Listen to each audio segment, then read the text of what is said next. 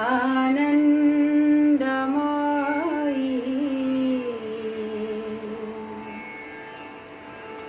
चैतन्यमयी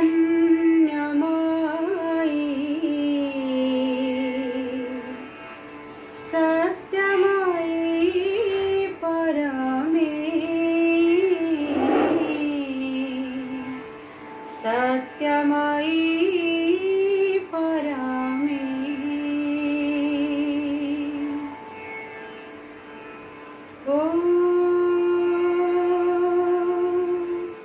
श्रीमाता शरणं मम श्री अरविन्द शरणं मम ॐ नमो भगवते श्री अरविन्दाय जय जय भगवती जय जय मां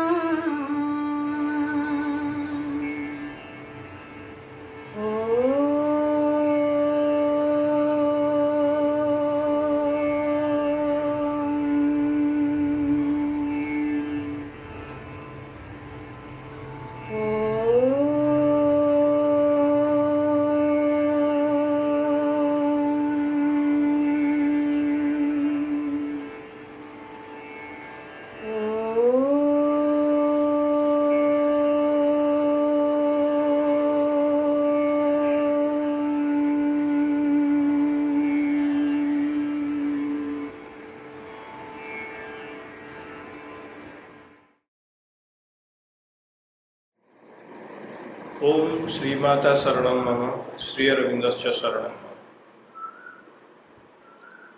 आजिर ए महनीय संध्यारे समस्त अग्रदूत भाई भौणी मानकु स्वागत करुछि। अंतरतमा मागो आमरी पाखे पाखे सदा रहीछ करुणा कोमल स्नेह सुढल नयने आमकु चाहिछ अंतरतमा मागो आमरी जह्न रातिरे जुई फूल बास परी जुई फूल बास परी मरम कुआम छुई जाओ थिरी थिरी छुई जाओ थिरी थिरी अमर धामर प्रेम धारा तुमे अमर धामर प्रेम धारा तुमे मर तो माटी रे नहींछ अंतरतमा मागो आमरी पाखे पाखे सदा रहीछ अंतरतमा मागो आमरी अपरा प्रकृति करिबा कुरूपांतर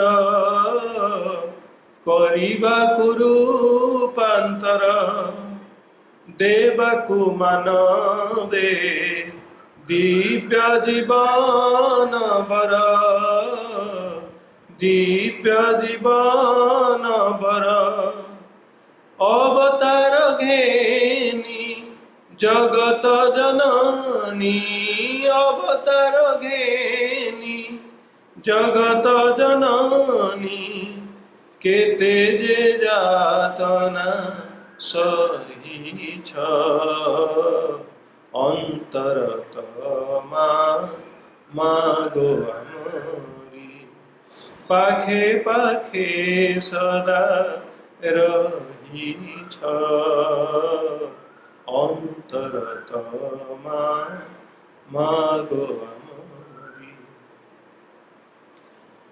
ଯେଉଁ ମହାନ ଯେଉଁ ଦୁରୂହ କାର୍ଯ୍ୟଟି ଉଦ୍ଦେଶ୍ୟରେ ଦିବ୍ୟଜନନୀ ମା ଆଉ ପରମ ପ୍ରଭୁ ଶ୍ରୀ ଅରବିନ୍ଦ ଏହି ପୃଥିବୀ ପୃଷ୍ଠକୁ ଅବତରଣ କରିଥିଲେ, ଦେହ ଧାରଣ କରି ଦୁଃଖ ଯାତନା ସହି ଆମମାନଙ୍କର ପାର୍ଥିବ ପ୍ରକୃତିର ପରିବର୍ତ୍ତନ ପାଇଁ ସାଧନାରତ ହେଇଥିଲେ। ସେଇ କାର୍ଯ୍ୟ ଏବେ ବି ଚାଲିଛି, ଏବେ ବି ସେଇ କାର୍ଯ୍ୟଟିକୁ କରୁଛନ୍ତି।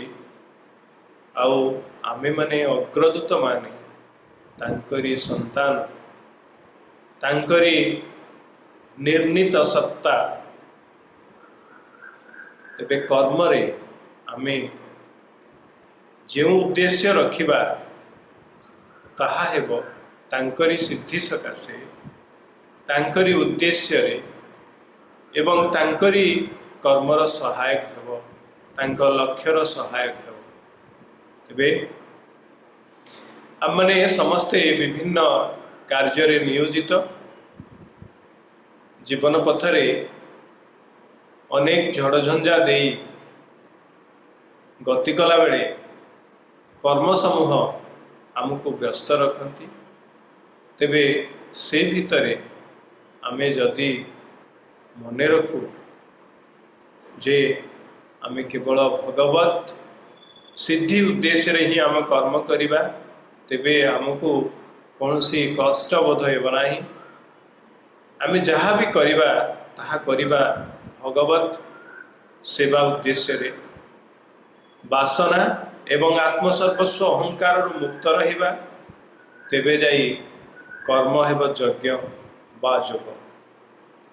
ଆମେ ଦୈନନ୍ଦିନ ଜୀବନରେ ନିଜର ଜୀବିକା ଉଦ୍ଦେଶ୍ୟରେ ହେଉ, ପରିବାର ପ୍ରତିପାଳନ ଉଦ୍ଦେଶ୍ୟରେ ହେଉ କର୍ମ ତ କରିଚାଲିଛେ, କିନ୍ତୁ ସେଥିରେ ଗୋଟିଏ କଥା ଆମକୁ ମନେ ରଖିବାକୁ ହେବ, ତାହା ହେଉଛି ସବୁବେଳେ ସ୍ମରଣ ରଖିବା ଏବଂ ସମର୍ପଣ କରିବା।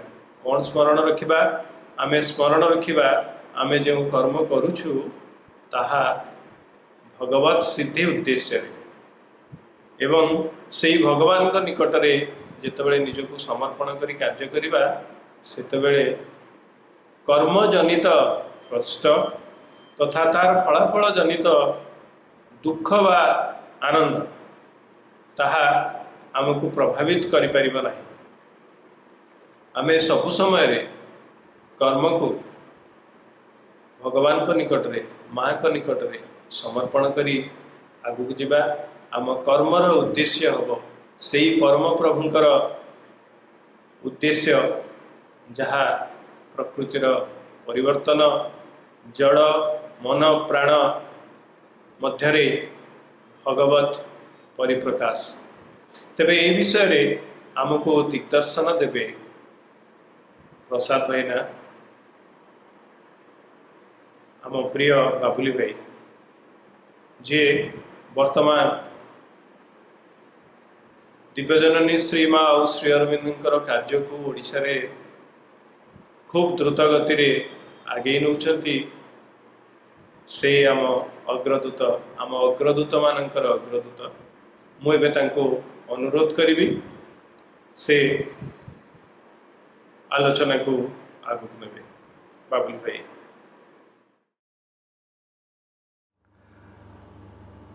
आदरणीय भौणी मैंने, श्रद्धेय भाई मैंने एवं स्नेहर अग्रदूत भाई भौणी मैंने, आम ये 3 दिनिया अग्रदूत सम्मेलन आज तृतीय एवं शेष दिवस। आज संध्यार आलोचनार विषय पर्पस ऑफ वर्क, अर्थात कर्मर उद्देश्य। कर्मर उद्देश्य संपर्क में आमे किछि आलोचना करिया। गोटे बहुत स्वाभाविक कथा जे कर्मर उद्देश्य पचारे जे नहीं सी सांगे सांगे कहीदेव ये कम कर। धरा जो आमे जड़े राजनैतिक लोक पचारे आपण कहीं काम करछंती से कहे मु राजनीति करने इलेक्शन लड़ाई जितबी मंत्री हेबी इत्यादि ताको उद्देश्य से पूर्ण करने कहे जड़े शिक्षक को पचारे आप कहीं कम कर कहे मुझे शिक्षकता करी पिला पाठ पढ़ेबी पिला भल फलाफल करेंगे समाज भल मनुष्य हे इत्यादि एणु उग्रपंथी की पचारे तुम्हें कहीं कम कर तार आदर्श नहीं कह मुझे उद्देश्य कम कर मोर कम उद्देश्य या किंतु जो मान को ये प्रश्न पचार तुम कम उद्देश्य कौन से माने यही गोष्ठीर नुहति अग्रदूत पिला को पचरा हो जो मैंने माँ शिव पाखक आसमें पचरा तुम कर्म उद्देश्य आम जाचु से बहुत गोटे अति कमन साधारण कहानी प्रायतः आलोचना हुए कोणार्क मंदिर गढ़ा चली महाराज लांगुला नरसिंहदेव छद्मवेश आसी बुली देखुं कारीगर मैंने कम कर जन को पचारे तुम्हें कौन कर मुँह जा हठात विरक्त होगा कौन तुम आखि फुटी जाइए देखिपार मुझे कौन कर मंदिर गढ़ुची पूरा पत्थर तैयारी मूर्ति गढ़ुची ये मूर्ति लगे मंदिर रे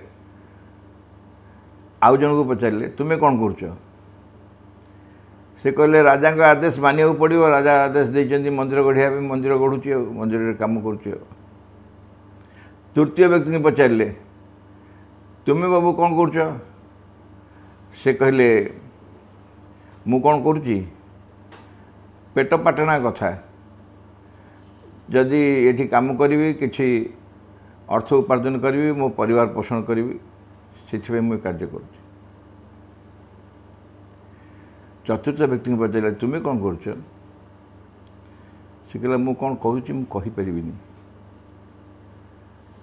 मो भाषा नहीं से कथा कहवाई इठी महाराज गोटे मंदिर तोड़ुंट से मंदिर में स्वयं सूर्यदेव को से आराधना करेंगे एवं मोर अनेक जन्मर सौभाग्य जे मु एभली एक मंदिर निर्माण रे संपृक्त होती सहयोग करुँची मो भाग्य मुझे कार्य अंशग्रहण कर हूँ चारोटी व्यक्ति की एका कथा पचरा है चारोटी जाक व्यक्ति एका काम कर समस्त लक्ष्य उद्देश्य भिन्न भिन्न ठीक सेमती आम जो मान को समाज रे पचारू समाज जो मान अच्छा से पचारू तुम कौन कर कौन कर कौन कर कहीं कर कम कौन कर से संगे संगे उत्तर तक जहाँ देवे देवे किंतु जो मान को पचरा हो तुम्हें कहीं कम कर तुम कार्य उद्देश्य कौन आम संगे संगे कहबू जे माँ का सेवा उद्देश्य कार्य कर जीवन को धन्य करने चेष्टा कर माँ को सेवा कर आम कहीं कम कर न जानिकी कम करवा काम कर उद्देश्य केबे भी सफल हम नहीं से ईश्वरबिंद कहते केवल कर्म उपरे अधिक गुरुत्व देवार किसी माने हुए ना ये ईश्वरबिंद लेखा केवल कर्म उपरे अधिक गुरुत्व देवार किसी माने हुए ना जदि कार्य कहीं करा जाए से ज्ञानर आलोक विषय जड़े अनभिज्ञ थाए आम पाठचक्र करुचु धरा जो अग्रदूत पाठचक्र करुचु पायोनियर्स मीट करुचु पचार जो कहीं कर आम कहीपर ये समस्त सांग मिसिकी गोटे करा तो करुचु किंतु तुम मान भितर बहुत पिला अच्छा बेस बुझिले एवं ए विषय आलोचना कर वास्तविक आमर कामर उद्देश्य कौन कामर उद्देश्य विषय श्रीबिंद कहले साधनार स्रोत माध्यम प्रवेश करवा सहज एवं सर्वोत्तम उपाय हूँ कर्म माध्यम जोग जदि तुम्हें साधना करने चाहो आम यदि कर्म आम जीवन में साधना करने आमको आम साधना करने आसुँ केम जानूँ आम जाना दरकार नहीं आमर कार्य ही आमर साधना माँ शिव को आसला से प्रश्न न थाए ଯେଉଁମାନେ ତାଙ୍କ ପାଇଁ କାର୍ଯ୍ୟ କରୁଛନ୍ତି ତାଙ୍କର ଜୀବନର ସମସ୍ତ କାର୍ଯ୍ୟ ହିଁ ସାଧନା। ତେଣୁ ସେଇ ସାଧନା ପାଇଁ ଯଦି ଆମେ କିଛି କରିବାକୁ ଚାହୁଁଛୁ ତାହେଲେ କର୍ମ ହେଉଛି ସବୁଠାରୁ ପ୍ରକୃଷ୍ଟ ଉପାୟ।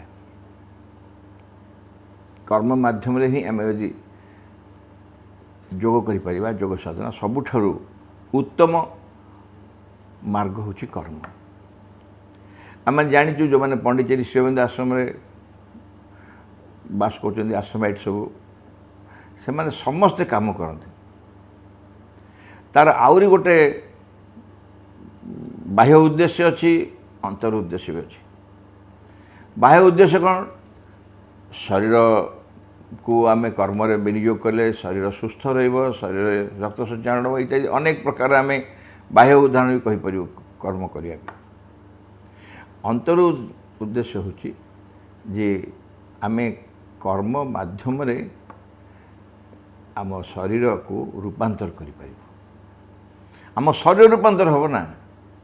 ଶରୀର ରୂପାନ୍ତର ଯଦି କର୍ମ ନ କରୁ ଶରୀର ରୂପାନ୍ତର ହେବା ସହଜ କି?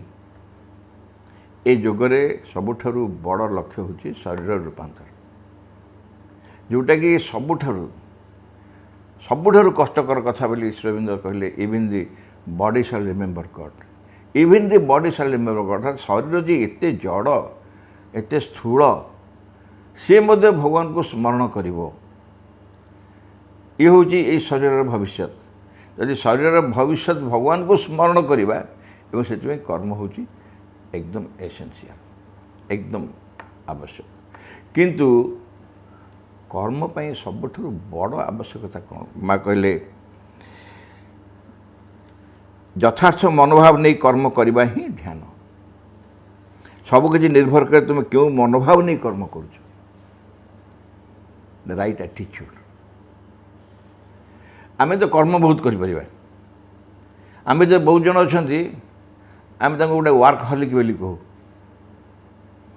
ୱାର୍କହଲିକ୍ ମାନେ କାମ ନ କଲେ ସେ ରହିପାରିବେନି, ସବୁବେଳେ ତାଙ୍କୁ କାମ ଦରକାର। କିନ୍ତୁ କାମ ବହୁତ କର କମ୍ କର ବଡ଼ କଥା ନୁହଁ। ଅସଲ କଥା ହେଉଛି କେଉଁ ମନୋଭାବରେ କାମ କରୁଛ। ଯଦି ଆମର ମନୋଭାବ ଠିକ୍ ନଥାଏ, ଯେତେ କାମ କଲେ ମଧ୍ୟ ସେ ଆମ ସାଧନାରେ ସହାୟତା କରିପାରିବ ନାହିଁ। ମନୋଭାବ କ'ଣ? ମନୋଭାବ କହିଲେ ବୁଝିହେବ, ଶ୍ରୀରାମଚନ୍ଦ୍ର ଏବଂ ରାବଣ ଉଭୟ କର୍ମ କରୁଥିଲେ। କାହାର ଆଟିଚ୍ୟୁଡ୍ କ'ଣ ଥିଲା? ଶ୍ରୀରାମଚନ୍ଦ୍ର ଯେମିତି ମନ୍ତ୍ରଣା କରୁଥିଲେ ତାଙ୍କର ବାନର ସେନାମାନଙ୍କୁ ନେଇ, ତାଙ୍କର ସେନାପତି ସୁଗ୍ରୀବ ମହାରାଜକୁ ଧରି ଏବଂ ଅନ୍ୟମାନଙ୍କୁ ଧରି ଯେତେବେଳେ ସବୁ ମନ୍ତ୍ରଣା କରୁଥିଲେ, ସେପଟେ ରାବଣ ମଧ୍ୟ ତାଙ୍କର ଦରବାରରେ ମନ୍ତ୍ରଣା କରୁଥିଲେ। ଉଭୟ ତ କର୍ମ କରିବା ପାଇଁ ପ୍ରସ୍ତୁତ ହେଉଥିଲେ, କିନ୍ତୁ ଆଟିଚ୍ୟୁଡ୍ କାହାର ଠିକ୍? ଆଟିଚ୍ୟୁଡ୍ କାହାର ଠିକ୍ ପରେ ପ୍ରମାଣିତ ହେଲା। ମନୋଭାବ କାହାର ଯଥାର୍ଥ ଅଛି। এই ଯଥାର୍ଥ ମନୋଭାବ ନଥାଇ ଆମେ କର୍ମ କରୁ, ସେ କର୍ମ ସାଧନା ପାଇଁ ଆଦୌ ଉପଯୋଗ ହେବନି।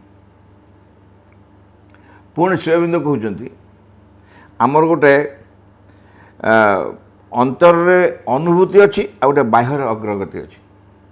ଅନ୍ତର ଅନୁଭୂତି ଆଉ ବାହ୍ୟ ଅଗ୍ରଗତି, ଆ ଭିତରେ ଗୋଟେ ସାମଞ୍ଜସ୍ୟ ଦରକାର, ଗୋଟେ ଭାରସାମ୍ୟ ଦରକାର। ଏ ଭାରସାମ୍ୟ କର୍ମ ମାଧ୍ୟମରେ ଆସେ। ଯଦି ତା ନ କରାଯାଏ ତାହେଲେ ଭାରସାମ୍ୟ ଯଦି ନ ରହେ ତାହେଲେ ହୁଏତ ଅନ୍ତର ଅଗ୍ରଗତି କରି ଚାଲିଯିବ, ବାହାରରେ ଅନ୍ତର ଅନୁଭୂତି ଆସିଯାଉଥିବ, ବାହାର ଅଗ୍ରଗତି କରୁନଥିବ। ବାହାର ଅଗ୍ରଗତି କରିଯାଉଥିବ, ଅନ୍ତର ଅନୁଭୂତି ନଥିବ। ତେଣୁ এই ଉଭୟର ଭିତରେ ଭାରସାମ୍ୟ ରକ୍ଷା କରିବା ପାଇଁ ଅନ୍ତର ଅନୁଭୂତି ଓ ବାହ୍ୟ ଅଗ୍ରଗତି ମଧ୍ୟରେ କର୍ମ ଅନିବାର୍ଯ୍ୟ। ସେ ଲେଖିଲେ କାର୍ଯ୍ୟରେ ଲାଗି ରହିବା ଦ୍ୱାରା ଅନ୍ତର ଅନୁଭୂତି ଏବଂ ବାହ୍ୟ ଅଗ୍ରଗତି ମଧ୍ୟରେ ଏକ ଭାରସାମ୍ୟ ରହିପାରିବ। ନଚେତ୍ ଅଗ୍ରଗତି ଏକପାଖିଆ ହୋଇ ଭାରସାମ୍ୟ ହରାଇବାର ସମ୍ଭାବନା ରହିବ। ଅଗ୍ରଗତି ଏକପାଖିଆ ହେଇଯିବ, ହয়তো ଆମେ ବାହାରେ ଉନ୍ନତି କରି ଚାଲି ଯାଉଥିବୁ, ବାହାରେ ଅଗ୍ରଗତି କରି ଚାଲି ଯାଉଥିବୁ, କିନ୍ତୁ ଭିତର ଅନୁଭୂତି କିଛି ଆସୁନଥିବ। ଆଉ ଭିତର ଅନୁଭୂତି କରି ଯାଉଥିବୁ। କାମ କଲେ ହିଁ, ଥରେ ପ୍ରପତି ଏଠି କ୍ଲାସରେ ବୁଝାଉଥିଲେ, କହିଲେ କାମକୁ କାହିଁକି ଗୁରୁତ୍ୱ ଦିଆଯାଏ? କାମକୁ କାହିଁକି ଗୁରୁତ୍ୱ ଦିଏ ଆଶ୍ରମରେ? ସେ କହିଲେ ତୁମେ କାମ ନ କରିବା ପର୍ଯ୍ୟନ୍ତ ତୁମେ ନିଜର ଦୋଷ ତ୍ରୁଟି ବୁଝିପାରିବନି। କାମ କଲେ ଅନ୍ୟର ଦୋଷ ତ୍ରୁଟି ବି ଦିଶିବ, ଅନ୍ୟର ଦୋଷ ତ୍ରୁଟି ଦିଶିବ। ସେ ବିଷୟରେ ବି ଶ୍ରୀଅରବିନ୍ଦ ଲେଖିଛନ୍ତି ଯେ ଅନ୍ୟର ଦୋଷ ତ୍ରୁଟି ଦେଖାଯାଉଛି, ତୁମେ ତା'ର ମୂଳ ତୁମ ନିଜ ଭିତରେ ଅଛି ବୋଲି। ତୁମେ ନିଜକୁ ସଜାଡ଼ି ଦିଅ, ଅନ୍ୟର ଦୋଷ ତ୍ରୁଟି ତୁମେ ଦେଖାଯିବନି। ଆମ ତା'ର ସୋର୍ସ ଆମ ଭିତରେ ଅଛି ବୋଲି ଆମକୁ ଅନ୍ୟମାନଙ୍କର ଦୋଷ ତ୍ରୁଟି ଦେଖାଯାଏ। ପ୍ରପତି କହିଲେ ତୁମେ ଯଦି କାମରେ ଇନଭଲ୍ଭ ହେଇଯିବ, କିଛି ଦିନ ପରେ ଜାଣିନେବ ଯେ ମୋର କ'ଣ ଭୁଲ ଅଛି ବୋଲି କାମ ଅସୁବିଧା ହେଉଛି। ବହୁ ଜଣ ପଣ୍ଡିଚେରୀରେ ମୋ ଜଣେ ବନ୍ଧୁ ଥିଲେ, ଏବେ ଅବଶ୍ୟ ନାହାନ୍ତି ଆଉ, ସେ କେଉଁଠି ଆଡ଼ଜଷ୍ଟ କରିପାରନ୍ତିନି, ବରାବର ତାଙ୍କ ଡିପାର୍ଟମେଣ୍ଟ ଚେଞ୍ଜ କରନ୍ତି। କାହିଁକି ସେ ଡିପାର୍ଟମେଣ୍ଟ ଚେଞ୍ଜ କରନ୍ତି ନା, ସେ ସବୁଠି ଭାବନ୍ତି ଯେ ଯେଉଁ ଜାଗାରେ ଯାଇ ପହଞ୍ଚନ୍ତି ସେଠି ଅସୁବିଧା, ସେ ଲୋକମାନେ ଅସୁବିଧା। ଅସଲ ଅସୁବିଧା ତାଙ୍କ ନିଜ ଭିତରେ, ନିଜ ଭିତରେ ସେ ସଂଶୋଧନ କରିପାରିଲେ ନାହିଁ ଆଖିର ଶେଷ ପର୍ଯ୍ୟନ୍ତ। ତେଣୁ ଡିପାର୍ଟମେଣ୍ଟ ହିଁ କେବଳ ଚେଞ୍ଜ କରୁଥିଲେ। ଥରେ ପଚାରିଲା ବେଳକୁ ତାଙ୍କର 8ମ ଡିପାର୍ଟମେଣ୍ଟ ହେଇସାରିଥିଲା। ମୁଁ ଥରେ ପଚାରିଲି, ମୁଁ କହିଲି ଭାଇ ସେଇଠି ଅଛ ନା ଆଉ କୁଆଡ଼େ ଗଲଣି? ଆଉ ଗୋଟେ ଡିପାର୍ଟମେଣ୍ଟ ନା, କହିଲେ ନାଇଁ ମୁଁ ଏବେ ସେଠି ଅଛି, ସେଠି ହେଲାନି କାମ। କାହିଁକି ନା ତାଙ୍କ ନିଜର ଦୋଷ ତ୍ରୁଟିକି ସେ ସଂଶୋଧନ କରିବାକୁ ଚେଷ୍ଟା କଲେନି। ତାଙ୍କ ଭିତରେ ସବୁ ଦୋଷ, କର୍ମ ମାଧ୍ୟମରେ ଏଇଟା ସମ୍ଭବ। ଜଣେ ଯଦି ଟିକିଏ ବି ସଚେତନ ହେବ।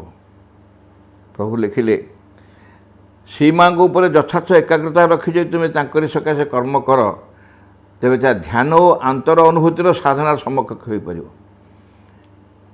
ଧ୍ୟାନ ଓ ଆନ୍ତର ଅଗ୍ରଗତି, ଏ ଆନ୍ତର ଅନୁଭୂତି, ଏ ଦୁଇଟା ଯାକ କର୍ମ ମାଧ୍ୟମରେ ହୋଇପାରିବ। କେମିତି ନା ଶ୍ରୀମାଙ୍କ ଉପରେ ଯଥାର୍ଥ ଏକାଗ୍ରତା ରଖିବାକୁ ପଡ଼ିବ। ମାଆଙ୍କ ଉପରେ ଏକାଗ୍ରତା ରଖି ତୁମେ କର୍ମ କରିବ ଏବଂ ତା ଫଳରେ ତୁମେ ଧ୍ୟାନ ଏବଂ ଅନ୍ତର ଅନୁଭୂତି, ଏଇ ଅବସ୍ଥାର ଯେଉଁ ସାଧନା ତାର ସମକକ୍ଷ ହୋଇଯାଇପାରିବ କାମ ମାଧ୍ୟମରେ। କୌଣସି ଜାଗାରେ ମାଆ କହିଥିଲେ, ତୁମେ ଯଦି ରାଇଟ୍ ଆଟିଚ୍ୟୁଡ଼ରେ କାମ କର, ଠିକ୍ ମନୋଭାବରେ କାମ କର, ତାହେଲେ ତୁମେ 10 ଗୁଣ ଅଧିକ ଅଗ୍ରଗତି କରିପାରିବ ସାଧନାରେ। ଯଦି ତୁମେ ରାଇଟ୍ ଆଟିଚ୍ୟୁଡ଼, ଉଚିତ ମନୋଭାବରେ କାର୍ଯ୍ୟ କର। ତେଣୁ ଏଠି ଅସଲ କଥା ହେଉଛି କାମ କାହିଁକି କରୁଛୁ ତ ଜାଣିବା ଏବଂ ଠିକ୍ ମନୋଭାବରେ ଜାଣିବା। କାମ କରୁଛୁ ଆମେ ମାଆଙ୍କ ସେବା ଉଦ୍ଦେଶ୍ୟରେ। ଯେଉଁ ଦିନ ପର୍ଯ୍ୟନ୍ତ ଆମେ ମାଆଙ୍କର ସେବା ଉଦ୍ଦେଶ୍ୟରେ କର୍ମ କରୁଛୁ ବୋଲି ଜାଣିପାରୁ ନାହୁଁ, ସେତେ ଦିନ ପର୍ଯ୍ୟନ୍ତ କର୍ମ ଆମେ ନିଜର ଅହଙ୍କାର ପାଇଁ କରୁଛୁ ବୋଲି ଜାଣିବୁ। ଆଉ ଅହଙ୍କାର ତୃପ୍ତି ପାଇଁ କାର୍ଯ୍ୟ କରିବା ମାନେ ତ ସାମାଜିକ ଲୋକ, ସମାଜରେ ଯେଉଁମାନେ ସବୁ କରୁଛନ୍ତି ଆମେ ସେଇଭଳିଆ ଜଣେ। ମାଆଙ୍କୁ ସେବା ଭାବରେ କାର୍ଯ୍ୟ କରିବାର ଅନୁଭବ ଆସିବ କେବଳ ନିଜର ମନୋଭାବ ପରିବର୍ତ୍ତନ କଲେ। ମୁଁ ଯେକୌଣସି କାର୍ଯ୍ୟ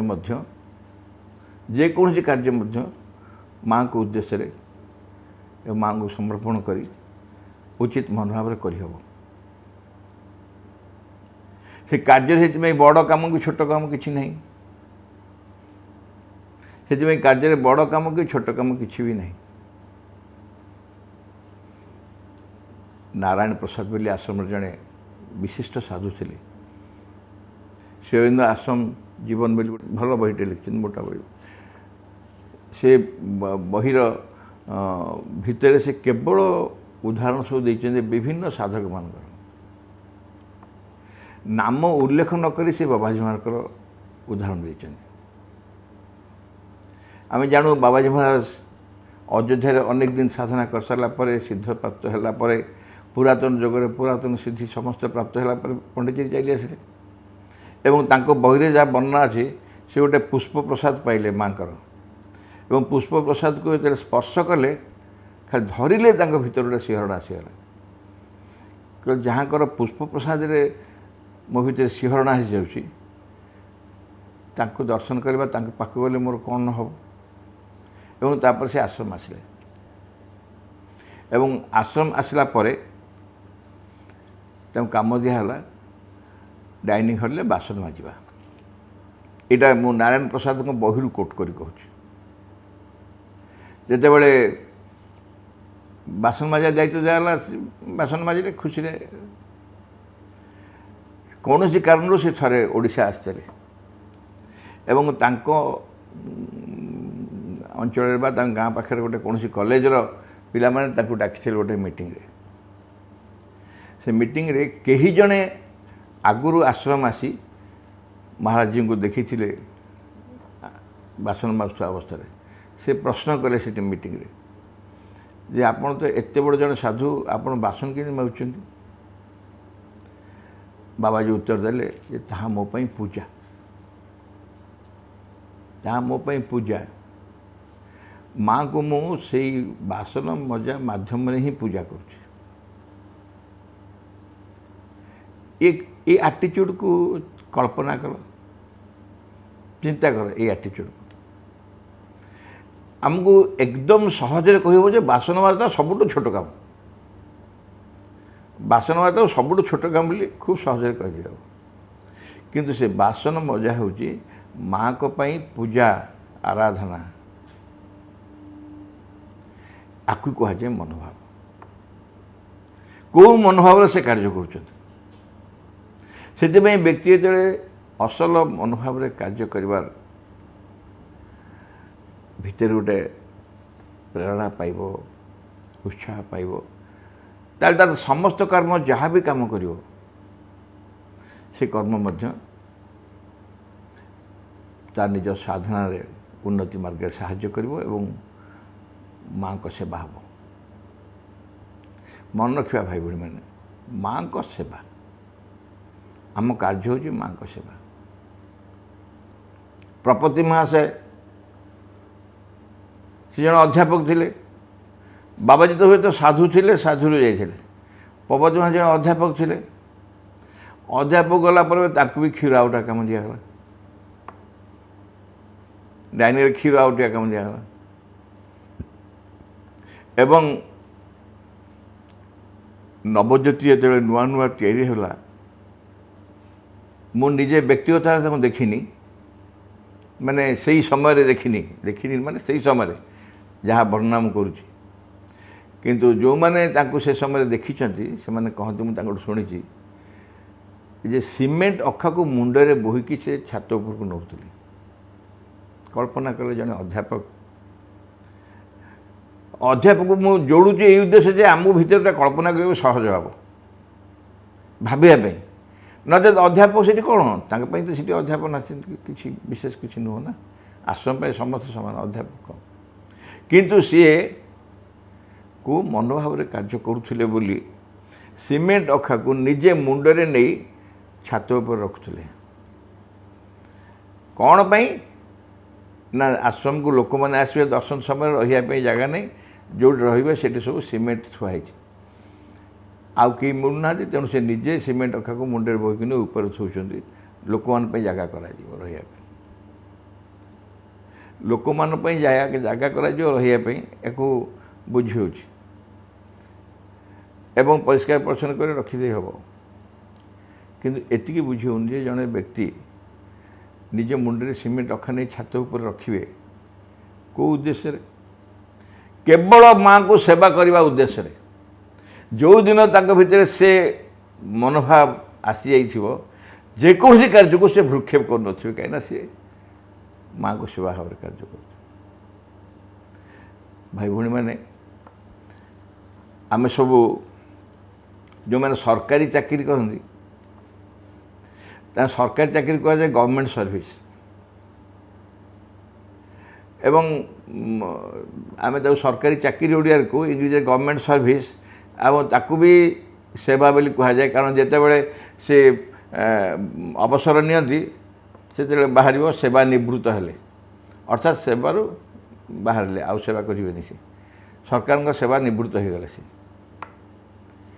ଆମେ ସେମିତି ମାଆଙ୍କ ପାଇଁ କାମ କରୁଛୁ ମଦର ସର୍ଭିସ୍। ସିଏ ଯଦି ସରକାରଙ୍କ ପାଇଁ ଚାକିରି ବା ସେବା, ଏଇଟା ସେମିତି ମଦର ସର୍ଭିସ୍ ଆମେ କରୁଛୁ, ଯେ ମାଆଙ୍କ ପାଇଁ ସେବା। ଏପରିକି ଯେଉଁ ଛାତ୍ରମାନେ ସ୍କୁଲରେ ପାଠ ପଢ଼ୁଛନ୍ତି ସେମାନେ ବି ମାଆଙ୍କ ସେବା, ଯେଉଁମାନେ ପଢ଼ଉଛନ୍ତି ସେମାନେ ବି ମାଆଙ୍କ ସେବା, ଯେଉଁମାନେ ପରିଚାଳନା କରନ୍ତି ସେମାନେ ବି ମାଆଙ୍କ ସେବା, ଏବଂ ଯେଉଁମାନେ ଯେଉଁ କାର୍ଯ୍ୟ ବି କରୁଛନ୍ତି ସବୁକିଛି ମାଆଙ୍କ ପାଇଁ ସେବା। ଏଇଟା ହେଉଛି ମନୋଭାବ। ଯେତେବେଳେ ଆମ ଭିତରେ ଏଇ ମନୋଭାବ ସ୍ପଷ୍ଟ ହେଇଯିବ, ଯେ ମୁଁ ଯାହା କରୁଛି ମାଆଙ୍କ ସେବା ଭାବରେ କରୁଛି, ତାହେଲେ ମୋର ସବୁ କାର୍ଯ୍ୟ ସାଧନା ଉପଯୋଗୀ ହେବ, ଠିକ୍ ଉଚିତ କାର୍ଯ୍ୟ ହେବ। ଆଉ ଗୋଟିଏ କଥା ହେଉଛି, ବେଳେବେଳେ କାର୍ଯ୍ୟ ଆମକୁ ଦଖଲ କରିନିଏ। ଜଣେ ବ୍ୟକ୍ତି ଆଶ୍ରମରେ ସେ ଲେଖାଲେଖି କରିବାକୁ ବହୁତ ଭଲ ପାଉଥିଲେ ଏବଂ ସେ ଲେଖୁଥିଲେ, ସବୁବେଳେ ଅଧିକାଂଶ ସମୟ ଲେଖୁଥିଲେ। ତ ମା ତାଙ୍କୁ କ'ଣ ଗୋଟେ ଡାକି କହିଲେ ବା ଚିଠିଟେ ଦେଲେ, ସେ ବିଷୟରେ ଶ୍ରୀ ଅରବିନ୍ଦଙ୍କୁ ପଚାରିଲେ। ଶ୍ରୀ ଅରବିନ୍ଦ କହିଲେ ଯେ ମା ତୁମ ଲେଖା ପାଇଁ ଆପତ୍ତି କରୁନାହାନ୍ତି, ଲେଖା ପାଇଁ ଆପତ୍ତି କରୁନାହାନ୍ତି, କିନ୍ତୁ ତୁମେ ଯେ ସେ ଲେଖା ଭିତରେ ଡୁବିକି ରହିବାକୁ ଚାହୁଁଛ ସବୁବେଳେ, ସେଇଟା ସେ ଚାହୁଁନାହାନ୍ତି। ସବୁବେଳେ ଲେଖା ଭିତରେ ଡୁବିକି ରହୁଛି।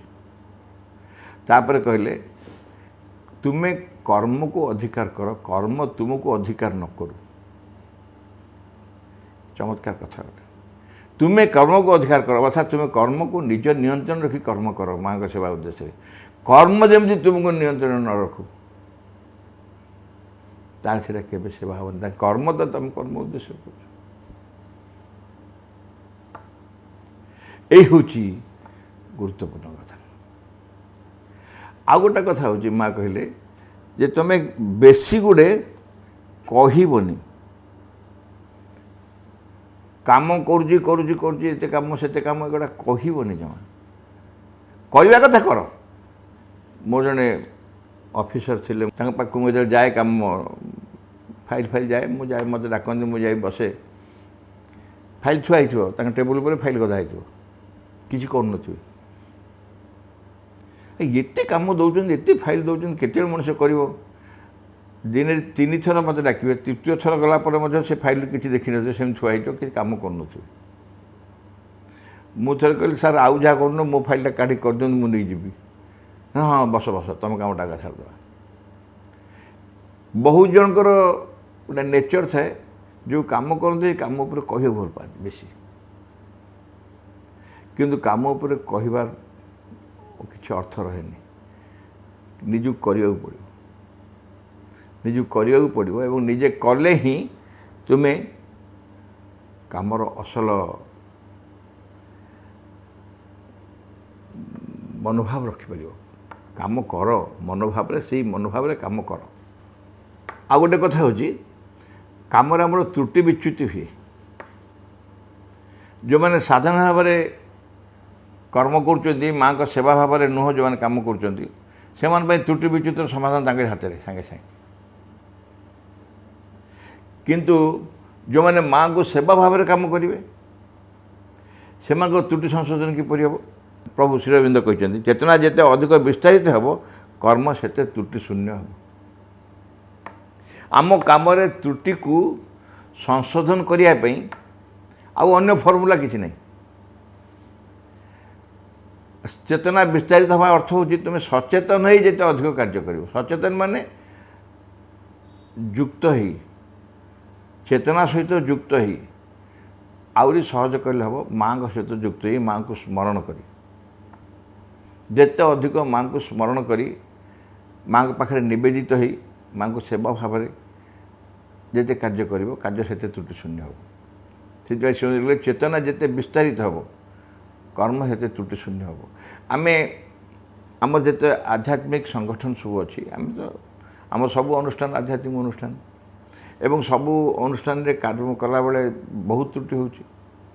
ଏ ତ୍ରୁଟିର ସଂଶୋଧନ ଆମେ କେମିତି କରୁଛୁ? ବାବାଜୀ ମହାରାଜ କହିଲେ, ଆମ ସ୍କୁଲ ଆଉ ଅନ୍ୟ ସ୍କୁଲ ଭିତରେ ସମସ୍ୟା ସମାନ ହେବ, କିନ୍ତୁ ସମାଧାନ ଭିନ୍ନ ହେବ। ସମସ୍ୟା ସମାନ ହେବ କାହିଁକି ନା, ସେମାନେ ଯେଉଁଠୁ ଆସିଛନ୍ତି ଆମେ ସେଇଠୁ ଆସିଛୁ, ତେଣୁ ଆମ ଭିତରେ ସମାନ ଜିନିଷ ନେଇକି ଆସିଛୁ। ସେ ଯେଉଁ ସବୁ ଧାରଣା ଇତ୍ୟାଦି ତାଙ୍କ ଭିତରେ ଚିନ୍ତା ଧାରଣା ବିଚାର ନେଇକି ଆସିଛନ୍ତି, ଆମେ ବି ସେ ନେଇକି ଆସିଛୁ। ତେଣୁ ଆମ ଭିତରେ ସମସ୍ୟା ସମାନ ଆସିବ, ତାଙ୍କର ଭିତରେ ବି ଦ୍ୱନ୍ଦ୍ୱ ହେବ, କଳହ ହେବ, ଅସଙ୍ଗତି ହେବ, ସବୁ ହେବ, କିନ୍ତୁ ସମାଧାନ ଭିନ୍ନ ହେବ। ସମାଧାନ କାହିଁକି ଭିନ୍ନ ହେବ ନା, ସେମାନେ ଅନ୍ୟ ଉଦ୍ଦେଶ୍ୟରେ କାମ କରୁଛନ୍ତି, ଅନ୍ୟ ଲକ୍ଷ୍ୟରେ କାମ କରୁଛନ୍ତି, ଆମର ଲକ୍ଷ୍ୟ ଭିନ୍ନ। ତେଣୁ ଆମର ସମାଧାନ କ'ଣ ହେବ? ଆମର ଏଠି ସମାଧାନ ହେଉଛି ଚେତନାକୁ ଯେତେ ବ୍ୟାପକ କରିବା, ଅର୍ଥାତ୍ ଆମେ ଯେତେ ମାଆଙ୍କ ପ୍ରତି ଅନୁରକ୍ତ ହେବା, ମାଆଙ୍କ ପ୍ରତି ପ୍ରେମ, ମାଆଙ୍କୁ ଯେତେ ଅଧିକ ଭଲ ପାଇବା, ଯେତେ ଅଧିକ ମାଆଙ୍କ ସହିତ ଯୁକ୍ତ ହୋଇକି କାର୍ଯ୍ୟ କରିବା, ତାହା ହିଁ ଆମକୁ ତ୍ରୁଟି ଶୂନ୍ୟ ହେବାରେ ସହାୟତା କରିବ, ତାହା ହିଁ ଆମକୁ ସଙ୍ଗତି ଆଣିବାରେ ସହାୟତା କରିବ, ଆମ ଭିତରେ ଦ୍ୱନ୍ଦ୍ୱ ଭାଙ୍ଗିବାରେ ସହାୟତା କରିବ। ତେଣୁ କୁହାଗଲା ତୁମେ ଯେତେ ଚେତନା ଅଧିକ ବିସ୍ତାରିତ ହେବ, କର୍ମ ସେତେ ତ୍ରୁଟି ଶୂନ୍ୟ ହେବ। ତାପରେ କହିଲେ ଆଉ ଗୋଟେ କଥା ମା କହୁଛନ୍ତି ଯେ ଆମ ଭିତରେ କାମର ସବୁଠୁ ବଡ଼ ଶତ୍ରୁ କିଏ? ଆମ ଭିତରେ କାମର ସବୁଠୁ ବଡ଼ ଶତ୍ରୁ ହେଉଛି ଆଳସ୍ୟ, ଲେଜିନେସ୍, ଆଇଡଲନେସ୍। ଏ ହେଉଛି ସବୁଠୁ ବଡ଼ ଶତ୍ରୁ। ତା ଉପରେ ବିଜୟ ଲାଭ କେମିତି କରିବା? ମା କହିଲେ I am afraid grace has no effect on the lazy. Grace has no effect on the lazy. Divine grace. ମା କହିଲେ ଅଳସୁଆ ମାନଙ୍କ ଉପରେ ଦିବ୍ୟ କୃପାର କିଛି ବି ପ୍ରଭାବ ପଡ଼ିବ ନାହିଁ। ଦିବ୍ୟ କୃପା ଆସୁଥିବ, ଯେଉଁମାନେ ଅଳସୁଆ ଥିବେ, ମା କହିଲେ ସେ ଦାୟିତ୍ୱଟା ତୁମକୁ ନେବାକୁ ପଡ଼ିବ। ତୋ ସବୁ ଦାୟିତ୍ୱ ମୁଁ ନେବି, କିନ୍ତୁ ତୋ ଭିତରେ ଯେଉଁ ଆଳସ୍ୟ ଅଛି ସେ ଦାୟିତ୍ୱ ତତେ ହିଁ ନେବାକୁ ପଡ଼ିବ। ତେଣୁ ସବୁଠୁ ବଡ଼ ଶତ୍ରୁ ହେଉଛି କର୍ମରେ ଆଳସ୍ୟ। ଭାଇ ଭଉଣୀମାନେ, କର୍ମ ଯେ ଅନିବାର୍ଯ୍ୟ ଏଥିରେ କୌଣସି ସନ୍ଦେହ ନାହିଁ। ଆମେ ଯେଉଁମାନେ ମାଆଙ୍କ ପାଖକୁ ଆସିଛୁ, ଆମକୁ କର୍ମ ଅନିବାର୍ଯ୍ୟ ଏଥିରେ କୌଣସି ସନ୍ଦେହ ନାହିଁ, ଏବଂ କର୍ମ ମଧ୍ୟ ମାଆଙ୍କୁ ଉଦ୍ଦେଶ୍ୟରେ କରିବାକୁ ହେବ ଏଥିରେ ସନ୍ଦେହ ନାହିଁ। ମାଆଙ୍କ ସେବା ଭାବରେ କରିବାକୁ ପଡ଼ିବ ଏଥିରେ ସନ୍ଦେହ ନାହିଁ। ଠିକ୍ ମନୋଭାବରେ କରିବାକୁ ପଡ଼ିବ ଏଥିରେ ସନ୍ଦେହ ନାହିଁ। କିନ୍ତୁ ସେଥିପାଇଁ ଆମ ଭିତରେ କି ପ୍ରସ୍ତୁତି ଅଛି, ଆମେ କ'ଣ ପ୍ରସ୍ତୁତ, ୟାକୁ ତ ଆଲୋଚନା କରିହେବନି ନା। ଆଲୋଚନାରେ ଆମେ ମାଆଙ୍କ ସେବାର ସ୍ପର୍ଶ ପାଇପାରିବୁନି, ମାଆଙ୍କୁ ସେବା କରୁଛୁ ବୋଲି ଅନୁଭବ କରିପାରିବୁନି। ଆଲୋଚନାରେ ସମର୍ପଣ ଅନୁଭବ କରିହେବନି। ଆମର ଯେତେ ସାଧନା ଆହୁରି ତୀବ୍ର କରିବାକୁ ଚାହିଁବା, ସବୁଠାରୁ ଉତ୍ତମ କଥା ହେବ ଯେ ମାଆକୁ ହୃଦୟ ସହିତ, ଅନ୍ତର ସହିତ ଭଲ ପାଇବା, ଅତି ନିବିଡ଼ ଭାବରେ ମାଆଙ୍କୁ ଭଲ ପାଇବା। ଆହୁରି ସହଜ ପନ୍ଥା ହେଉଛି ସବୁବେଳେ ମାଆଙ୍କ ନାମ ଜପ କରିବା। କାରଣ ଆଶ୍ରମରେ ଅନେକ ବଡ଼ ବଡ଼ ସାଧୁ ସନ୍ଥ ଅଛନ୍ତି, ଅନେକ ସାଧୁ, ସେମାନେ ବାହାରକୁ ଜଣାପଡ଼ନ୍ତି ନାହିଁ, କିନ୍ତୁ ସେମାନଙ୍କ କର୍ମ ସବୁ ମୁଁ କହିଲି ନା, ପ୍ରପତି ବାବାଜୀଙ୍କ କଥା କହିଲି। ଆଉ ଜଣେ ଆଶ୍ରମରେ ବର୍ତ୍ତମାନ ଯେ ଅଛନ୍ତି ଆଶ୍ରମର ମ୍ୟାନିଂ ଟ୍ରଷ୍ଟି ମନୋଜ ଦାସଗୁପ୍ତ, କିଛି ବର୍ଷ ତଳେ ମୁଁ ଦେଖୁଥିଲି, ସେତେବେଳେ ସେ ଅନେକ କାର୍ଯ୍ୟ କରୁଥିଲେ।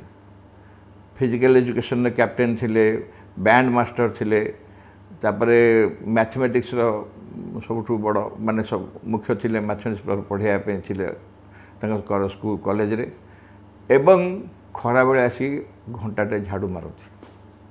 ସମାଜ ପାଖରେ ଗୋଟେ ଘଣ୍ଟା ସେ ଝାଡ଼ୁ ମାରନ୍ତି। ଆମେ ଡାଇନିଂ ଖାଇସାରିକି ଯାଇକି ସମାଜ ପାଖେ କିଛି ସମୟ ବସିବୁ, କେତେଜଣ ଅଳ୍ପ କେତେଜଣ ଝାଡ଼ୁ ମାରିବାକୁ ଆସନ୍ତି, ସେଥିରେ ମନୋଜ ଆସିବେ ଏବଂ ତାଙ୍କ ନିର୍ଦ୍ଦିଷ୍ଟ ଏରିଆ ଯେତିକି ଅଛି ତା ଝାଡ଼ୁ ମାରି ଦେଇକି ଚାଲିଯିବେ। କାହା ସାଙ୍ଗେ କାହାର ତ ସାମଞ୍ଜସ୍ୟ ନାହିଁ। କାହିଁକି ନା କଲେଜର ଅଧ୍ୟାପକ, ଏପଟେ ଫିଜିକାଲ ଏଜୁକେସନ୍ର କ୍ୟାପ୍ଟେନ୍, ସେପଟେ ବ୍ୟାଣ୍ଡ ମାଷ୍ଟର, ବ୍ୟାଣ୍ଡ ବଜାନ୍ତି ଏବଂ ତା ସାଙ୍ଗେ ସାଙ୍ଗେ ଝାଡ଼ୁ ମାରନ୍ତି। ଆହୁରି ବି ଅନେକ କାମ ଥାଇପାରେ, କିନ୍ତୁ ଏହାର ସାମଞ୍ଜସ୍ୟ ସବୁଛି ସେଇ ଜାଗାରେ। କେଉଁ ଜାଗାରେ ନା, ଚାରୋଟି ଯାକ କାମ ସେ କରନ୍ତି ମାଆଙ୍କ ସେବା ଭାବରେ। ଚାରୋଟି ଯାକ କାର୍ଯ୍ୟ ସେ କରନ୍ତି ମାଆଙ୍କ ସେବା ଭାବରେ। ତେଣୁ ତାଙ୍କର କର୍ମର କୌଣସି ଅସୁବିଧା ନଥାଏ। ଯେଉଁ କାର୍ଯ୍ୟ କଲେ ମଧ୍ୟ ମନୋଭାବ ସମାନ ରହିବ, ଆଟିଚ୍ୟୁଡ଼୍ ସମାନ ରହିବ, ସମାନ ଆଟିଚ୍ୟୁଡ଼୍ରେ କାମ କରିହେବ। ଆମମାନେ ଯେଉଁମାନେ ମା ଶିବଙ୍କୁ ଜାଣିଛୁ, ଆସିଛୁ, ଭାଇ ଭଉଣୀମାନେ, ଆମକୁ ଅନେକ ପ୍ରକାର କାର୍ଯ୍ୟ ସମାଜରେ କରିବାକୁ ପଡ଼ିବ। ଆଶ୍ରମର ଉଦାହରଣ ମୁଁ ଦେଲି ଠିକ୍, କିନ୍ତୁ आमको आम जीवन में अनेक कार्य करा पड़ो समाज विभिन्न अवस्था जन कार्य कर धरा जाऊ जन कह मु वकिलाती करी वकिलाती कौन सब सत्य कही करी राइट एटीट्यूड करी से कथा तुम्हें सिद्धांत कहीं करुच तुम्हें कहीं सिद्धांत करुच जे मुझे कि नहीं जदि तुम्हें साधना भाव में माँ को सेवा भाव में वकिलाती करने चाह एवं वकिलाती को सत्य कि न कर माँ सिद्धांत कर तुम तुम बुझी नब जहाँ मु भाभी संपूर्ण भूल संपूर्ण उल्टा जड़े जेकोसी कार्य कर चिकित्सा करू वैज्ञानिक हो गोटे प्रशासनिक अधिकारी हो राजनीति करू जहाँ भी करू सबू कार्य को जड़े जदि माँ श्रीअरविंद धारा कार्य करने चाहूँगी माँ को सेवा भाव में करने चाहूँगी कर कौन सन्देह नहीं कारण यह ही हूँ आम कर्मर उद्देश्य आम कर्मर उद्देश्य कहीं आम कम purpose of work is to serve the mother is to serve the mother जदि कर्म आम हाथ में नहीं ताले माँ को सेवा करने सहज नुह असंभव बोली मुझे कहीपर कारण आम जड़े बहुत विशिष्ट व्यक्ति उदाहरण आम पाखे अच्छी से छोटे नारायण जी छोटे नारायण शर्मा सी कौन करती ना बुली बुलिकी माँ श्रीअरविंद विषय भारत में भारत बाहर विभिन्न जगह भाषण दिखती आ लेखालेखि करती माँ श्रीअरविंद दर्शन उपर लेखालेखि करती किसी अनुवाद भी करती हिंदी में श्रीअरविंद बही माँ को बही अनुवाद करती किंतु अनुमान भाई किसी कम आश्रम करना से माँ को जाए दिन माँ कहले माँ मत किसी कम दि जाओ माँ पचारे तुम्हें कौन कर सी कहले मैं या सब करुँच मैं कह से कर तुम जहाँ कर कर अर्थात आम आपको उदाहरण नहीं निजपाई प्रयोग करें जे मु सब लेखालेखि कर चलो कहीं माँ शर्मा जी को उदाहरण देदेले अनुमति हो व्यक्तिगत भाव में क्या को प्रकार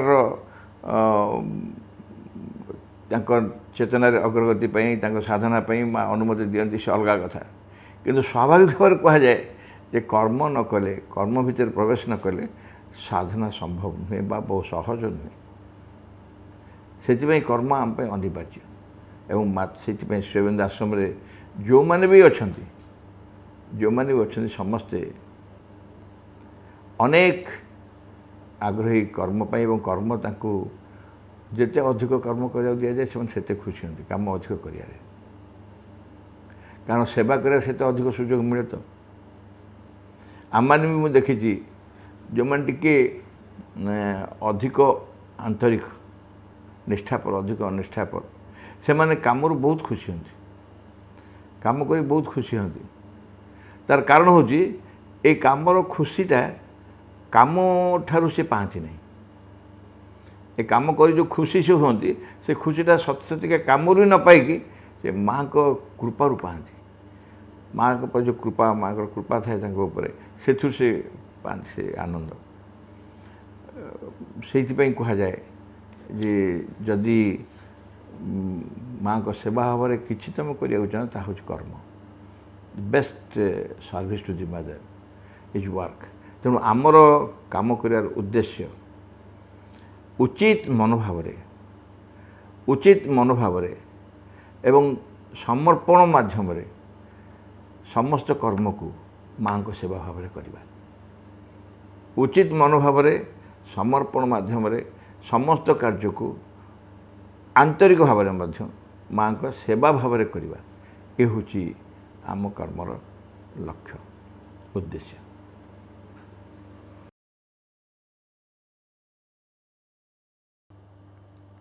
आज ऑल ओडिशा श्री अरविंद पायोनियर्स मीटर बोधे यहाँ 31तम अधिवेशन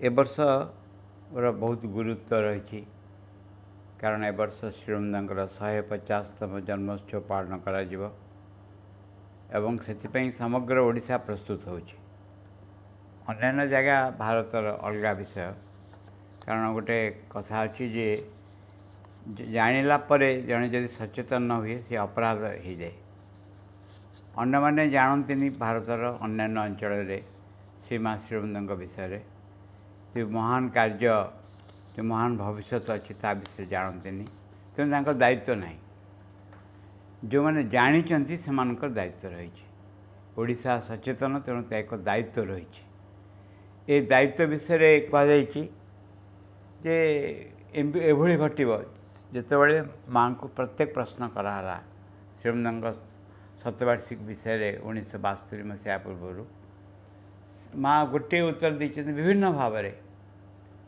जदि श्रीअरविंदर बाणी सबु जगह पहुँचे समस्त सचेतन होती बाणी प्रति ताहले परिवर्तन साध्य हो जिते दलाई लामा पचारे श्री माँ को जे तिब्बत के स्वाधीन हो बोली मोर बहुत आशा माँ यही उत्तर देले श्रीअरविंद बाणी जो सब जगह पहुँचे अतिमान शक्ति सीधा क्रिया हुए ताहले ये कथा से पार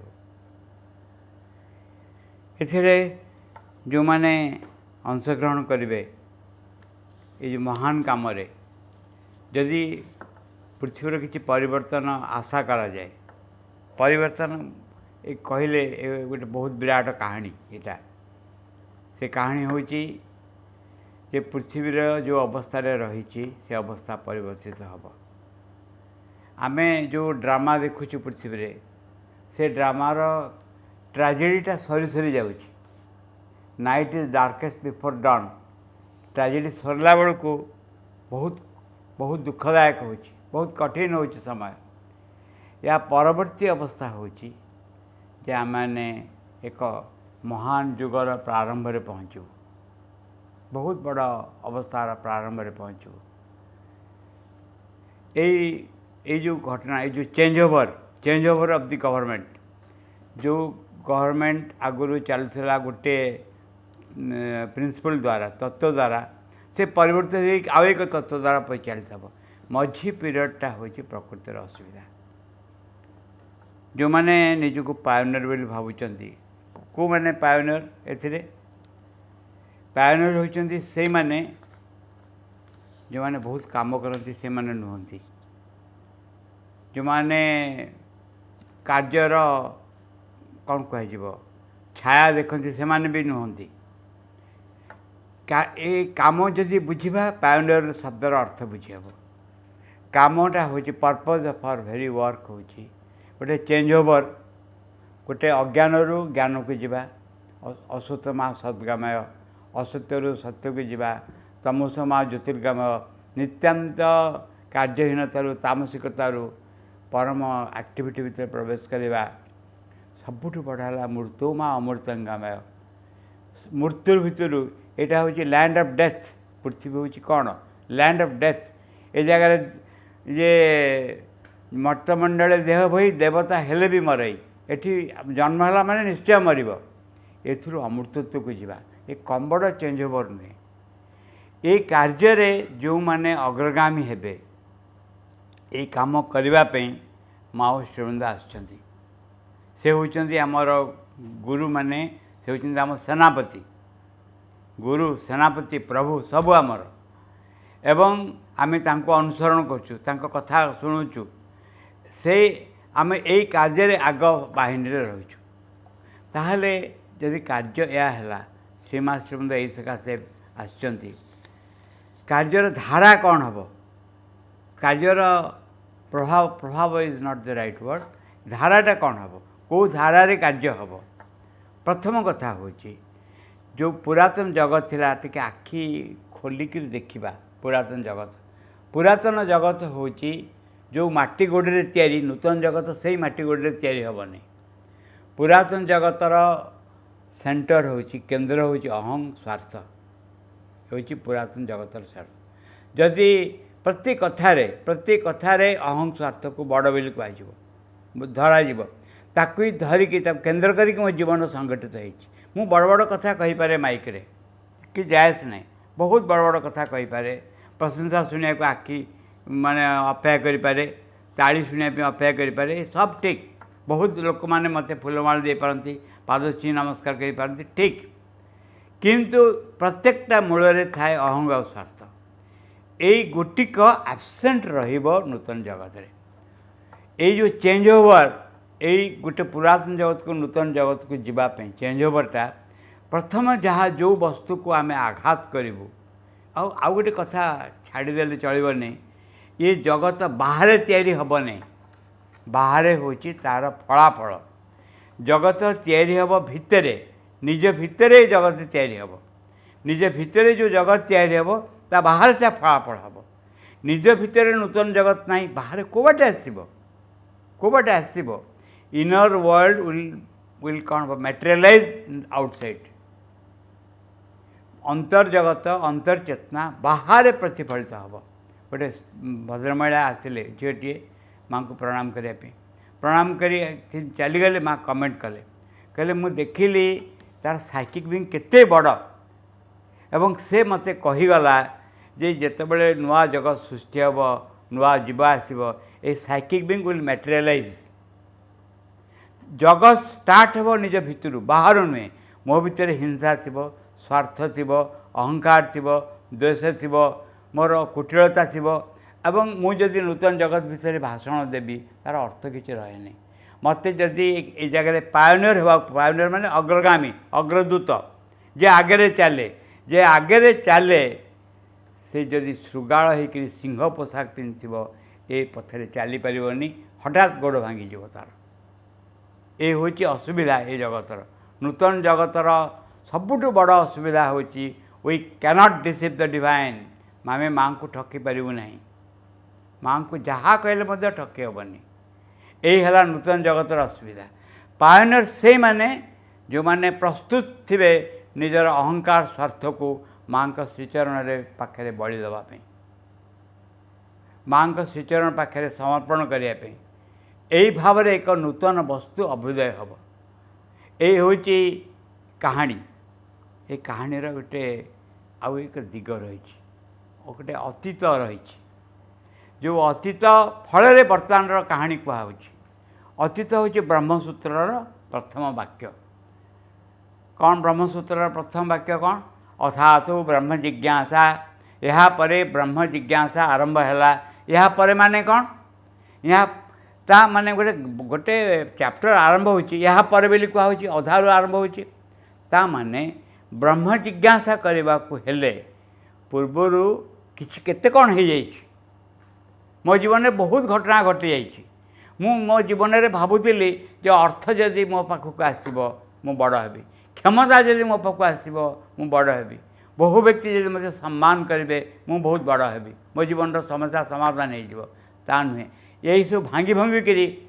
लास्ट रे मु देखी पचारि आउ किसी बाट अच्छी कि ब्रह्म जिज्ञासा अर्थ हो आउ किसी बाट अच्छी कि आउ किसी भाव अच्छी कि जो भाव में मुझे अज्ञान भर बाहरी पारि अर्थ मत बाहर कर पारुनी क्षमता बाहर कर पारुनी लोभ मत बाहर कर पारुनी आउ किसी बाट अच्छी कि यही है अर्थात जो मैंने पायोनियर हेबे तांकर एक अर्थात शब्द रही व्हाट इज दैट अर्थात जे कौन केमती से माने आम मनकर आइडियल पायोनियर किए who is the ideal pioneer जो व्यक्ति निज भितर अहं स्वार्थ को बलि देइथबो तो एक कथा किंतु बहुत एक्सपीरियंस नहीं कि बलि देवार पूर्वर बहुत अनुभूति प्राप्त होकर से पथरे आसी अनेक जिन संसार देखी बर्तमान से कहूँ नेक्स्ट सॉल्यूशन कौन टू द प्रॉब्लम किंतु ता मध्य भाव आसला कुआड़ू आसला कारण माँ कहते माँ कहते तमें माने जो मैंने ये कम करने को इच्छा कर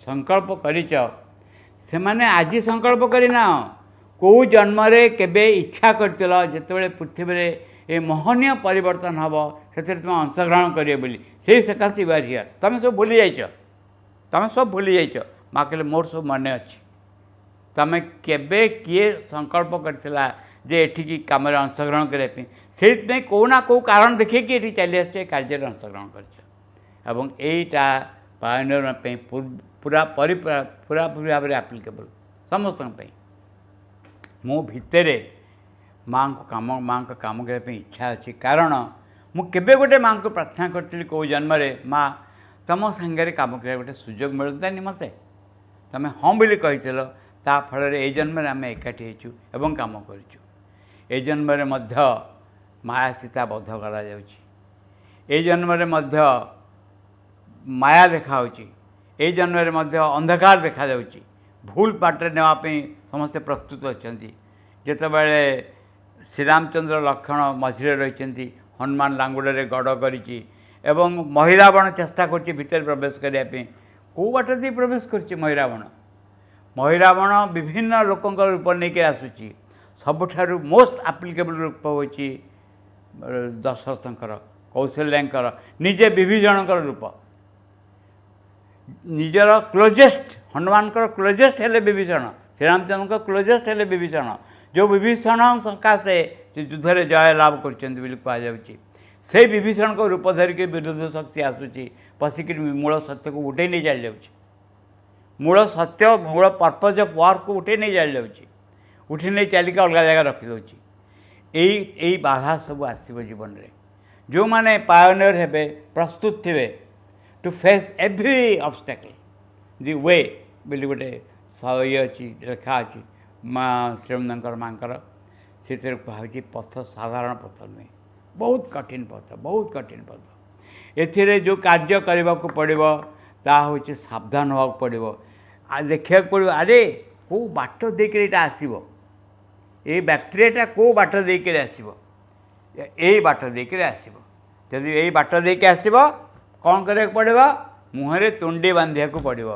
तुंडी कौन क्या कहते जी दरकार से कथा कह अधिका कहबनी से मुहटा को बंद करके रखिब जी दरकार से कर शक्ति संचय कर so that one can fight with the adverse forces what we expect from the mother माँ आम कौन आशा करूँ माँ निजे स्वयं अच्छा सांगे आम यह आशा करें कौ जोर रे जाकरी एक पथर ये युद्ध क्षेत्र में अवतीर्ण हो जो युद्ध क्षेत्र में माने पृथ्वी आरंभ जो अवचेतना निश्चेतना रही विरुद्ध स्वर उत्तोलन कर पड़ू क्या जोर रे माँ तमरी जोर रे तमरी इच्छा तमरी जोर रे ये पथर आम आसीचु आम भल कर जाचु आमर शक्ति केते तमरी शक्ति तमरी सामर्थ्य जहाँ आम भितर अच्छी तमरी करुणा जागृत हो या देवी सर्वभूतेषु शक्ति रूपेण संस्थिता मातृरूपेण मध्य संस्थिता शक्ति सामर्थ्य और माँ स्वयं निज भीतर रही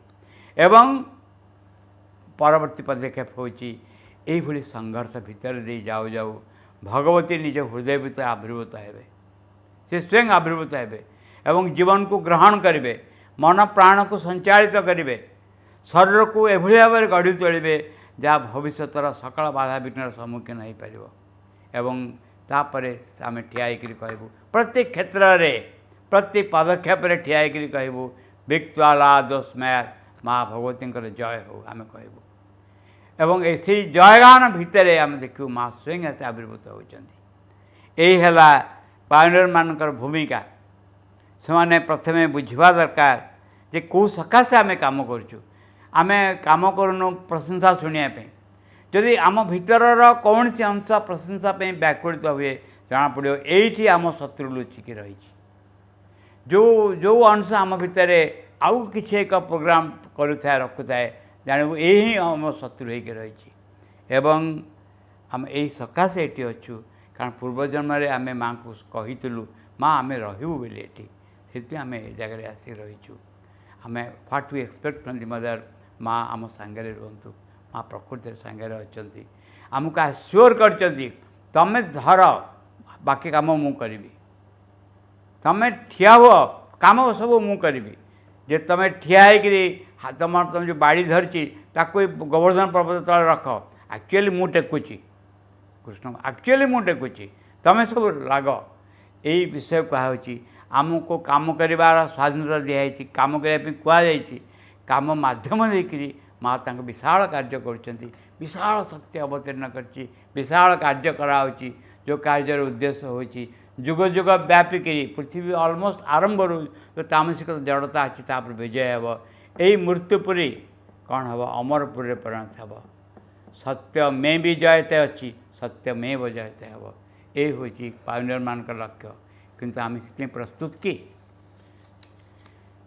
माँ पाखे निजक बलि देवा पड़ो ये हूँ अर्थ उद्देश्य जमती बोधे गुरु गोविंद सिंह मन पड़नी सी 5 जन सिंह को डाकी डाकिले कहले माँ भगवती चाहूँ बड़ी 5 जन को जन जन को बाहर को नहीं आसिले जड़े से ठिया हो गले जन जड़े आम मुझे बोली नहीं आसिले तापर देखागला जे रक्त रंजित तरबारी नहीं आसिले कहले जन को बलि दिला आउ 4 जन जड़े पर जड़े आसिले 5 जन को बलि देला से 5 जन को धरिकी बाहर चली आसिले से कौन करते गोटे छेली की मारिकी रक्त देखते कि यही मैंने रेडी जेकोसी अवस्था पर सम्मुखीन हाँपे से भली आमर अहंकार स्वार्थ को बलि देवा पड़ो आम प्रस्तुत किए ये हूँ पायोनियर मान कार्य या कोई करने द्वारा ही माँ का कार्य करहब ना माँ का कार्य ना आम आउ कौन कौन कर बसू तार किसी माँ रही यही वीर मान को ये सामर्थ्यवान व्यक्ति मान को मु सम्मान सहित प्रणाम कर माँ को ही प्रणाम कर भितर से माँ भर जागृत हूँ आम भितर आमको ठीक पथ देखा आमर असंलग्न चिंता को ठीक भाव में परिचालित करूँ आम उत्साह आवेग को ठीक भाव में परिचालन करूँ प्रति पदे आम हाथ धरी अज्ञान भितर ज्ञान को नहीं जातु मृत्यु मध्य अमृतत्व को नहीं जातु। आज दिनटीर प्रोग्राम पाई माँ को अशेष कृतज्ञता जमती अनुभव होता आम समस्त भितर दे से तांकरी कथा को ही अभिव्यक्त करुचंती।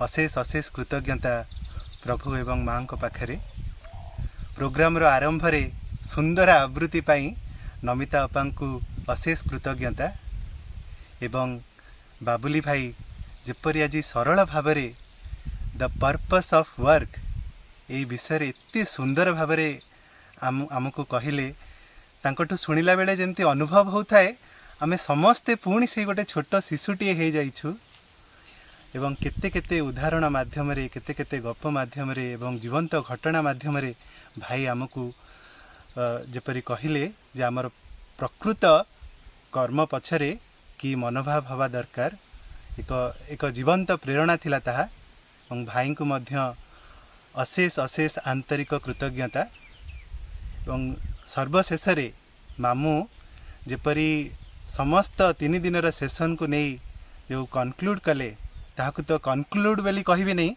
ताहा प्रकृत रे आम समस्त कि एक दिग्दर्शन थिला जे आमे केमिति आम जीवन को माँ एवं श्री अरविंद कि बंची पारिबा ता पाई कि गोटे प्रेरणा थिला। तो मामू को मध्य अशेष अशेष कृतज्ञता। वास्तविक आमे समस्ते केते भाग्यवान जे आमे एक पूर्णांग शिक्षा केन्द्र रे पढ़िबा पई सुजोग पाइचे एवं यह सहित आम समस्तंकर भी गोटे गुरु दायित्व अच्छी एक लक्ष्य अच्छी एक महत् लक्ष्य अच्छी एवं आमे समस्ते प्रार्थना करिबा आमे जी भी जोठी अच्छे हुए तो आमे ओडिशा भितर अच्छे ओडिशा बाहर अच्छे एवं मे भी भारत बाहर अच्छे किंतु आमे जी जो ठारे भी अच्छे सेठी आमे आम प्रभुंक ठारू जहाँ भी शिखीचे आमे चेष्टा करिबा जेमती बाबाजी महाराज प्रपति कही जे घरे घरे पाठचक्र हम आमे जी जोठी भी रोचे से रही जदि आम ये पाठचक्र कार्यक्रम को सक्रिय भाव में करिपरिबा ताहारी माध्यम ही माँ आमको प्रेरणा देवे जे आमर कर्मपथ किपरि आहुरी सुंदर हो पारिबो आहुरी सुसज्जित हो पारिबो एवं तांकु संपूर्ण रूपे समर्पित हो पारिबो। परम प्रभु श्री अरविंद और दिव्यजननी श्रीमां निकट में मोर गभीर कृतज्ञता। उपस्थित समस्त मातृप्रेमी अपा भाई तथा पाइनियर्स मानक मोर नमस्कार वंदे मातरम। 3 दिन धरी चली यही पाइनियर्स मीट आ मात्र अल्प समय मध्य समाप्त हो कार्यक्रम सरीज निश्चित किंतु 3 दिन भितर आमे जो खोराक पाइछु 3 दिन भितर आमे परस्पर भितर जहाँ आलोचना करिछु 3 दिन भितर आम अग्रज मान ठारू आमे जहाँ शुणीचु ता निश्चय आम जीवन में केबे ना केबे केउठी ना केउठी प्रभाव पकेबो एते कोनोसी संदेह नहीं। ऑफलाइन रे हेथिले आमे समस्त फिजिकली एकाठी हेथांते परस्पर को भेटी थांते परस्पर सहित आलोचना करि थांते पड़िया रे खेली थांते किंतु ऑनलाइन रे ए केते गुडी फिजिकल कार्यक्रम हे पल्लानी किंतु चेतनार उत्तोलन निमंत जहाँ किछि हेछि बेस किछि हेछि वर्तमान कार्य होछि ताकू आमे निज जीवन रे केमती उपयोग करिवा।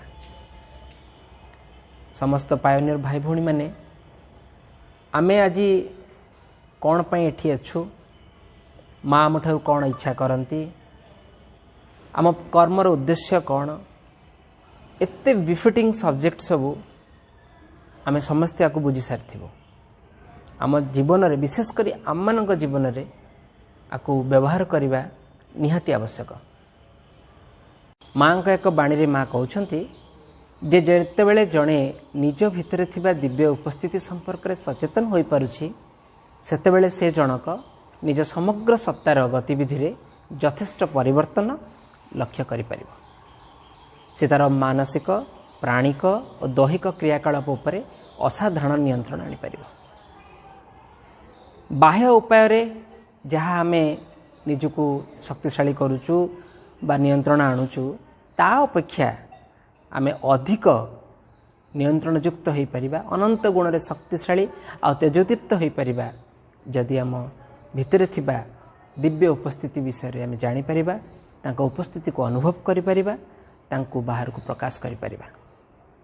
मांकर एही बाणी आमर ए 3 दिनर कार्यक्रम 3टी सब्जेक्ट को जदि आमे युक्त करूचे ताल एहा ही बुझी परिबा जदि भितरे सी रही आमको कार्य रे लगांती ताहले आमे एठी काहे के अछु आमे मांग ठारू कोन चाहूचु एवं आम कार्यर लक्ष्य बा आम कर्मर उद्देश्य कौन से संपर्क रे आमको कि बुझेबा आवश्यक हेबनी। तेणु मूलमंत्र हेउछि जे ए दिव्य उपस्थिति संपर्क रे आमे गभीर भाव रे सचेतन होई परिबा को चेष्टा करिबा। सेथिपई एक निष्ठापर आंतरिक श्रद्धा भल पाइबा एवं अशेष धैर्य आवश्यक। चलंतु पायोनियर्स भाई भौणी माने ओडिशा रे जो विराट कार्य चली माँ को कार्य चली जो पाठचक्र आंदोलन चली से निजको समर्पी दबा 10 कर्मधार जो 10टी विभाग अच्छी निजको से सामिल करवा ताहले आमे बुझी परिबा ए सतरे माँ को कार्य कौन निजर जाबत्य कार्यक्रम भितरे तांकरी कार्य को तांको सम्मुख को आनिबा ही हेउची आम योग साधनार लक्ष्य। मु एक कथा स्थिर निश्चित जदि आमे ए काम निवृत्त रहिबा ताले आउ के से काम करिवो भगवान तांको काम केबे बंद करेबे नै। तेणु जेतेबेले आमको से सुजोग मिलिछि आम हाथ धरी आनिक आमको आगधाड़ी रे ठिया करा जाइछि तेबे आमे से काम निजको निवृत्त रखिबा काहेकि। 3 दिन धरी आमे एई विषय ही आलोचना करिचे समस्ते को भल भाव शुणीचे संकल्प मध्य करिचे जे कार्य रे आमे अंशग्रहण करिबा बोली। तेणु ए कार्यक्रम रे आमको जो मैंने सहयोग करिसेंती रात्रि जो 3 जण वक्ता आमको ए विषय आहरी अधिक सचेतन कर दैछंती। पूज्य मामू तांकर कनक्लूडिंग रिमार्क रे जो गभीर तथ्य आम पाखे उपस्थापित कले ए समस्त निकट में पायोनियर्स परिवार तरफ मु कृतज्ञता एवं धन्यवाद अर्पण करुछि। पूज्य बाबुली भाई क्विज प्रोग्राम ठारू आरंभ करी आम समस्त ग्रुप डिस्कसन राति रे वक्ता मानकर वक्तव्य ठारू आरंभ करी आम मानकर कल्चरल प्रोग्राम चेष्टा करा जाइछि एथिरे सबु बेले मां को उपस्थित को अनुभव करिबा पई। तेणु एक संपूर्ण कार्यक्रम रे समस्त को बहुत बहुत धन्यवाद। मांकर जय हो। बहुत जल्दी आमे जेमती पुणी एकाठी हो यही प्रार्थना मां पाखे रहू। पुणी थरे आसंता वर्ष आपण मान सहित देखा हो। वर्ष तमाम आमे नुआ नुआ कार्यक्रम हाथ को नहींचु जेपर्यंत सरकारंकर कौनसी निष्पत्ति न आसी कटकणा कोहल न होईची आमे ऑनलाइन माध्यम रे कार्यक्रम को आहरी त्वरान्वित करने चेष्टा करूँ।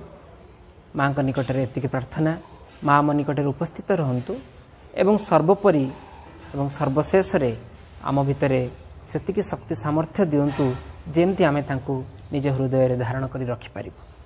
पुणी थरे माँ निकट कृतज्ञता ज्ञापन करी चलित वर्षर पायोनियर्स एनुअल मीट को एठारे समाप्त करुछु। आपण मानकु अनेक अनेक धन्यवाद। वंदे मातरम।